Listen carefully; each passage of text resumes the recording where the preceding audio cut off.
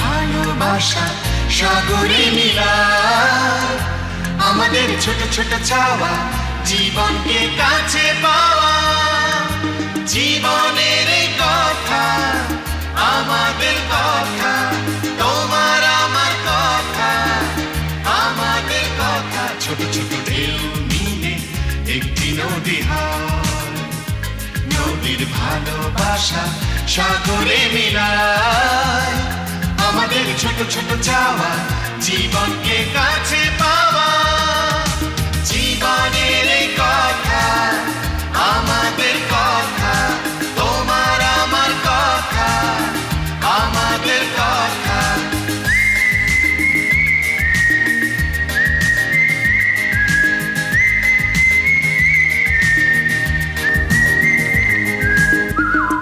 আমাদের কথা দ্বিতীয় পর্বে আপনাদের সকলকে আমন্ত্রণ জানাচ্ছি। আপনাদের মধ্যে যারা প্রথম পর্বটি দেখেছেন এবং আজকেও টেলিভিশনের সামনে উপস্থিত হয়েছেন এই দ্বিতীয় পর্ব দেখবার জন্য তাদের সকলকে আরেকবার স্বাগত জানাচ্ছি এবং ধরে নিচ্ছি যে নিশ্চয়ই আপনাদের আমাদের কথার প্রথম পর্বটি ভালো লেগেছে, সেই জন্যই আপনারা দ্বিতীয় পর্বটি দেখবার জন্য হাজির হয়েছেন। আর যারা নতুন দর্শক তাদের জন্য বলছি, আমাদের কথা হচ্ছে আমার কথা, আপনার কথা, মনের কথা, প্রাণের কথা, এ কথা সে কথা, সব রকমের কথা নিয়ে। যে কথা আমরা বলতে চাই বলতে পারি না, সেই কথা আমরা জোর গলায় এই অনুষ্ঠানে বলবো। যে কথা আমরা জানতে চাই জানতে পারি না, সেই সমস্ত কথা জেনে নেবার চেষ্টা করব। আজকের পর্বে আপনারা দেখবেন প্রবীণ অথচ নবীনদের সঙ্গে আলাপ, ছোট্ট একটি বাড়ি কেমন সুন্দর করে সাজানো যায়, দই মুরগি কিভাবে রান্না করা হয়, ফেরদৌসী মজুমদারের সঙ্গে আন্তরিক বৈঠক,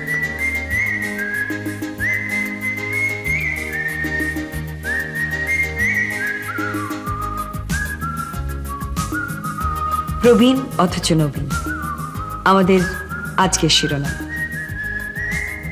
প্রবীণ তো তারা যাদের বয়স হয়েছে, কিন্তু নবীন, প্রবীণ অথচ নবীন কেমন একটা গোলমেলে লাগছে না?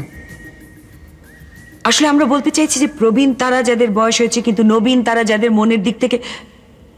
কিন্তু আমি নিজেই যদি এত সব কিছু বলে দিই তাহলে তাদের মুখ থেকে কি করে শুনবো? আসুন তাদের মুখ থেকেই শোনা যাক তাদের এই নবীনত্বের কথা। প্রবীণ অথচ নবীন। কাজী আবুল খায়ের মোহাম্মদ মহিবুর রহমান। আমি শওকত উসমান। আমার মনে হয় আর অন্য কিছু বলার কি কোনো প্রয়োজন আছে? আমার নাম তো বিরাট সাইজের, সেটা বলবো?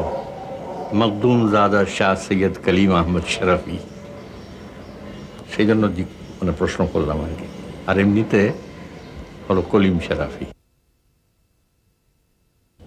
ছেলেবেলা কেটেছে, ছেলেবেলায় তো এত অ্যামিনিটিস ছিল না, এত তোমার এন্টারটেনমেন্টের এত সুবিধা ছিল না। বেসিক্যালি তো আমরা তো গ্রামের লোক, এই যাত্রা, লেটো, আলকাপ এইসব দেখেই খুশি হতাম। ছেলেগুলো কাটতো মক্তবে, কয়েক বছর বয়স হলো তো মক্তবে পাঠাতো, সেই মক্তবে কিছু লেখাপড়া। এবং আজকে কেউ জানবেও না যে তালপাতাতে লেখা যেত। তালপাতা ওইটি এত কাগজ ছিল না, তো ওই তালপাতা লেখা হয়ে গেল, তারপরে ধুয়ে ফেলা হলো, মুছে ফেলা হলো, আবার পরের দিন সেটাই ব্যবহার হবে। যখন প্রথম হাতের লেখা ক খ শিখতাম তখন তো তালপাতাতে লিখেছি। আবার অথবা যারা প্রথম লেখা শেখার জন্য কোনো হতো খড়ি দেওয়া হতো হাতে, সেই খড়িতে ওই, এবং সেটা মাটির উপরেই লিখতে হতো। তার জন্য পরে আবার স্লেট এলো, স্লেট পেন্সিলে করে লেখা হলো। তারপরে বাকি খেলাধুলা আর গ্রাম জীবনে আমাদের বাড়ির পাশে একটা, সেই রবীন্দ্রনাথেরই মতোই আমাদের ছোট নদী একটা ছিল। ওকে তো জোয়ার ভাটাও মাঝে মাঝে আসতো বন্যার সময়, তো তার পাড়ে খেলা করা, বন্ধু বান্ধব যারা ছিল সেই যুগের আর কি, তাদের সঙ্গে আমরা ওই দরিয়াবন খেলতাম ওই বালুচরের উপরে। আনন্দে কেটেছে কিছুকাল, তারপরে দুঃখ শুরু হলো। অনেক কাল সেটা আজও আছে।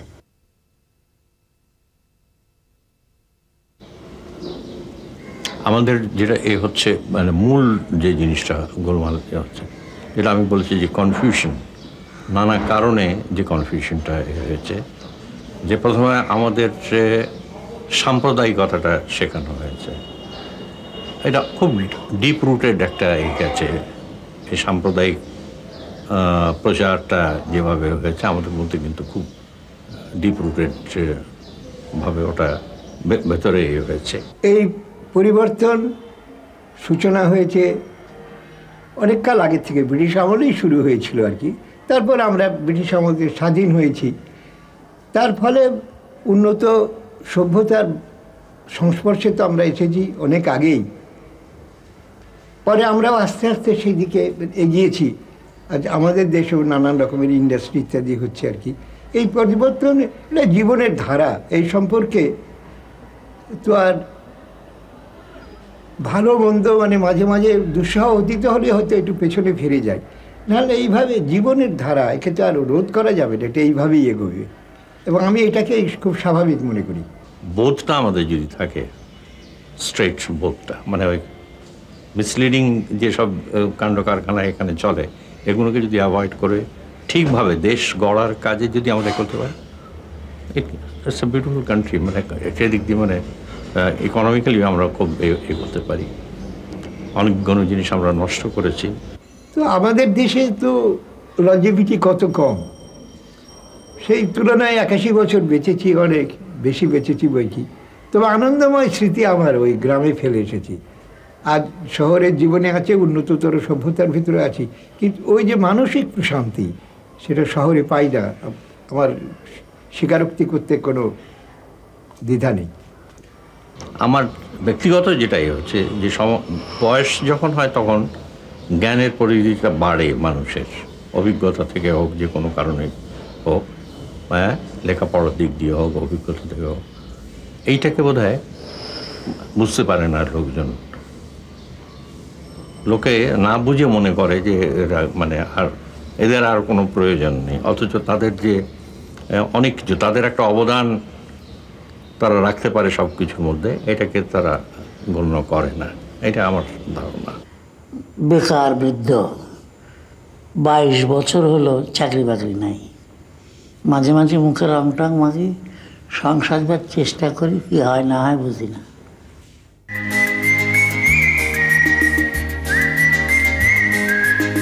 আজকে আপনাদেরকে এই অন্দরমহল অংশে নিয়ে যাব এমন একজনের বাড়িতে, যিনি একটি সরকারি কলোনিতে থাকেন।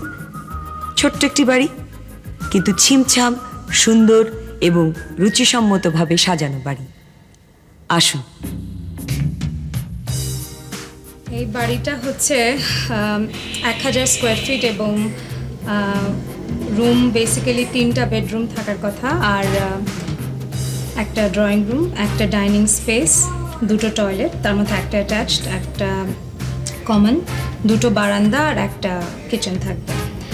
তো আমি যেটা আমার ফ্যামিলির চাহিদা অনুযায়ী যেটা আমি চেঞ্জ করেছি এবং আমার মনে হচ্ছে প্রয়োজন, যেটা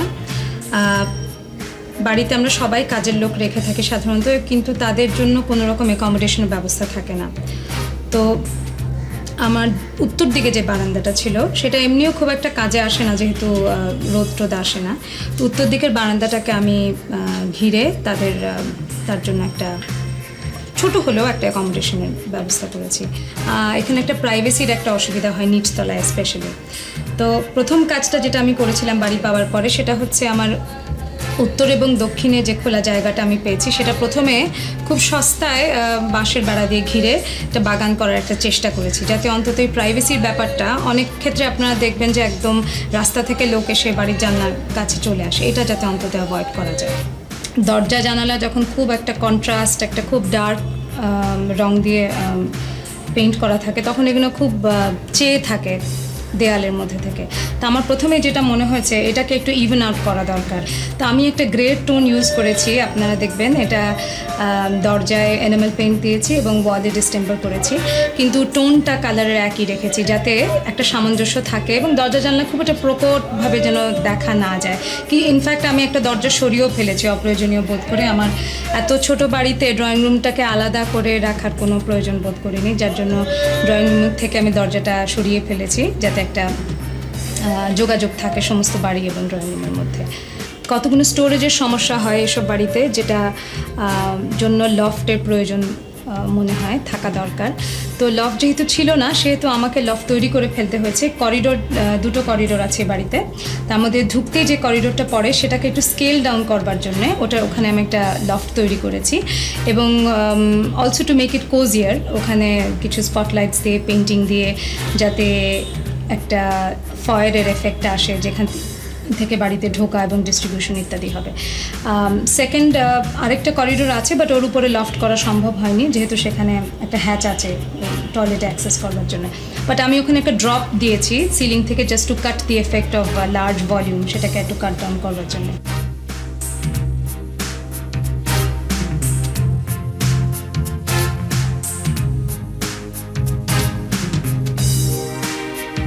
আমার যেটা সুবিধা হয়েছিল এ বাড়িতে, আমি সব কিছু নতুন করে করবার সুযোগ পেয়েছি, যার জন্য বাড়ির স্কেলটা বুঝে, রুমের সাইজ বুঝে আমাকে ফার্নিচার করতে হয়েছে। এবং রঙও একটা, আবার বলি, বিরাট ব্যাপার। ফার্নিচারের রঙ আমি এটা খেয়াল করবেন, সেটা আমি মিলিয়ে মিলিয়ে করেছি ওয়ালের সাথে, দেয়ালের সাথে, দরজার রঙের সাথে। এটা না থাকলেও আমরা অধিকাংশ ক্ষেত্রে ফার্নিচারটাকে বিরাট একটা আগলি কালার দিয়ে ভীষণ ডমিনেন্ট হয়ে যায় আমাদের রুমের মধ্যে। সব কিছু মিলিয়ে একটু চিন্তার বিষয় আছে। ওই বড় বাড়ির জিনিস এনে এখানে স্টাফ করলে এই সমস্যাটা হবার সম্ভাবনা বেশি। যাবেন না, কিছুক্ষণের মধ্যেই পরের অংশটি নিয়ে হাজির হচ্ছি।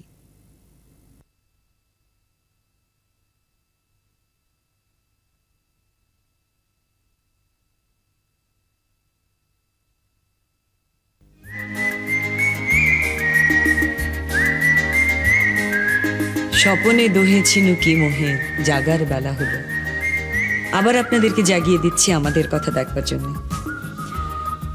এখনো অনেক কথা বাকি আছে, শরীরের কথা, মনের কথা, প্রিয়জনদের কথা। এবারের অংশ শারীরিক। চিত হয়ে শুয়ে পড়ে প্রথমেই ডান পা বুকের কাছে মুড়ে নিয়ে আসুন, 10 পর্যন্ত গুনুন এবং আস্তে আস্তে পাটি ছেড়ে দিন। এবারে বাঁ পা একইভাবে বুকের কাছে মুড়ে এনে 10 পর্যন্ত গুনে পাটি ছেড়ে দিন। এবারে দুটো পা একসঙ্গে মুড়ে বুকের কাছে এনে একইভাবে 10 পর্যন্ত গুনে নিঃশ্বাস ছাড়তে ছাড়তে পা দুটো আস্তে করে সামনে নিয়ে আসুন। আসনটি দেখতে দেখতে আসুন এর গুণাবলী জানা যাক। এই আসন অভ্যাসে পেটের আবদ্ধ বায়ু মুক্ত হয়, পেটের পেশি সবল হয়, পেটের চর্বি কমে ও পেট পরিষ্কার করতে সাহায্য করে।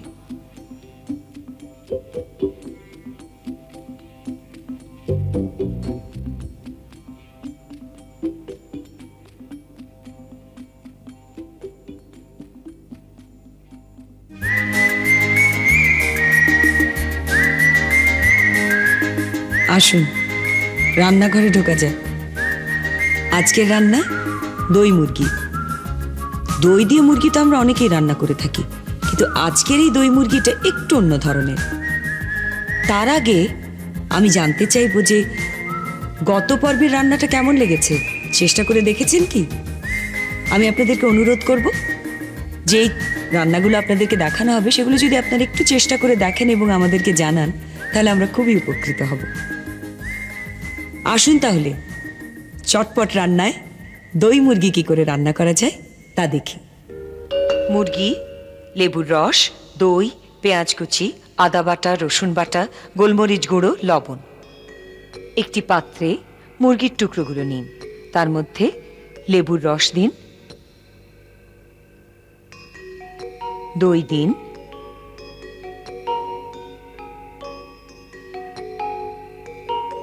ভালো করে মাখাতে থাকুন। রসুন বাটা দিন,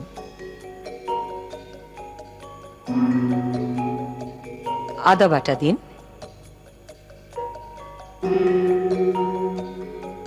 গোলমরিচ গুঁড়ো দিন, সামান্য একটু হলুদ গুঁড়ো দিন, পরিমাণ মতো লবণ দিন। এবারে হাত দিয়ে ভালো করে সব মশলাগুলো মুরগির সঙ্গে মেশান। চুলোর উপর একটি পাত্র নিয়ে তার মধ্যে পরিমাণ মতো তেল দিন। তেল গরম হয়ে গেলে তার মধ্যে পেঁয়াজ কুচি ছেড়ে দিন।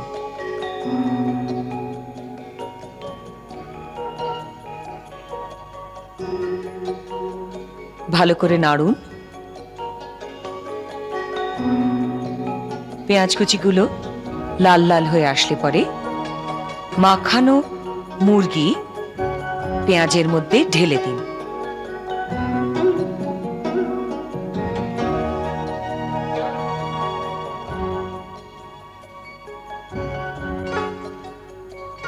রসটা সবটুকু ঢেলে দিন।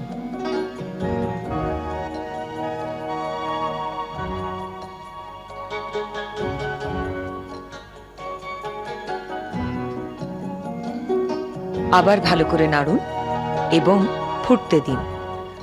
মুরগি পুরো সেদ্ধ হয়ে গেলে পরে রান্নাটি নামিয়ে ফেলুন।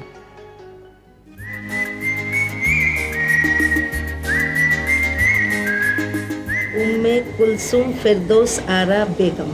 উম্মে কুলসুম উড়িয়ে দিয়েছি, আর ফেরদৌস আরা বেগম পর্যন্ত ছিল। তারপরে ফেরদৌস আরা হয়েছে ইউনিভার্সিটিতে, মানে বিয়ে হওয়ার পরে ফেরদৌসি মজুমদার হয়েছে। আমি একটু গেছো না ঠিক, একটু বনবাজারে ঘুরে ঘুরে বেড়াতাম এবং টক খেতে ভালোবাসতাম বলে গাছের পাতা কোনটা টক ওটা দেখার জন্য তো আমার মা বলতেন যে তুই একদিন মরে যাবি, কি না কি খেয়ে মরে যাবি।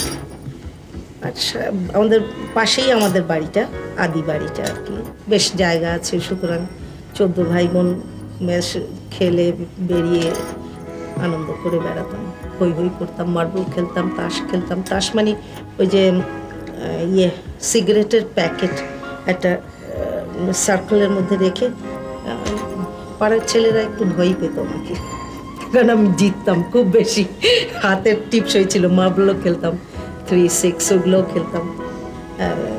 ছোটোবেলায় একটু ইমিটেট করার অভ্যেস ছিল।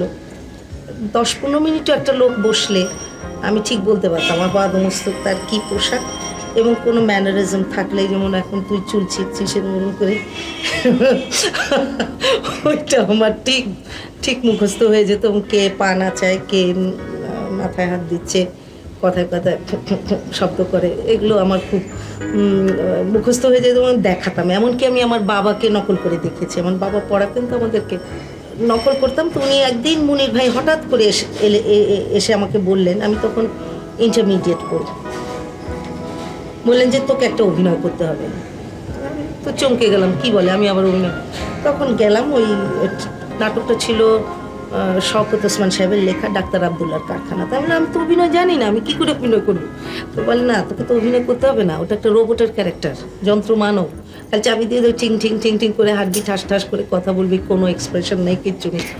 করে এসছি এবং কী করেছি, কেন করেছি কিছুই জানি না, এবং সেটা আমার আব্বা জানতে পারেন নাই।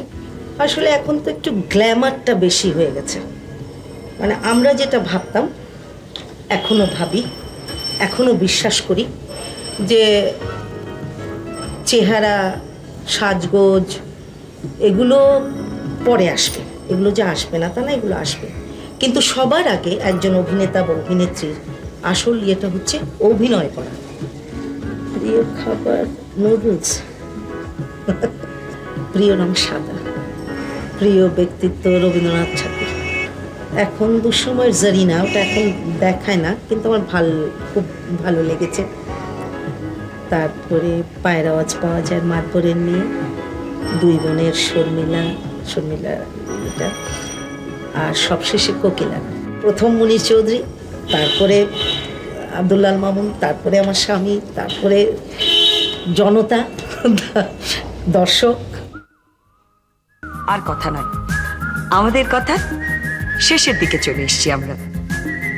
যদি আমাদের কথা আপনাদের ভালো লেগে থাকে তাহলে আবারও অনুরোধ করব যে অনুষ্ঠান সম্পর্কে আমাদেরকে আপনারা জানাবেন। আগামী অনুষ্ঠান দেখবার আমন্ত্রণ জানিয়ে আজকের মতো বিদায় নিচ্ছি। খোদা হাফেজ। ছোট ছোট ঢেউ নেবে একটি নদী হয়, নদীর ভালোবাসা সাগরে মিলায়, আমাদের ছোট ছোট চাওয়া জীবনকে কাছে পাওয়া জীবনের এই কথা আমাদের কথা তোমার আমার কথা আমাদের কথা ছোট ছোট ঢেউ মিলে একটি নদী হয় নদীর ভালোবাসা সাগরে মিলায় আমাদের ছোট ছোট চাওয়া জীবনকে কাছে পাওয়া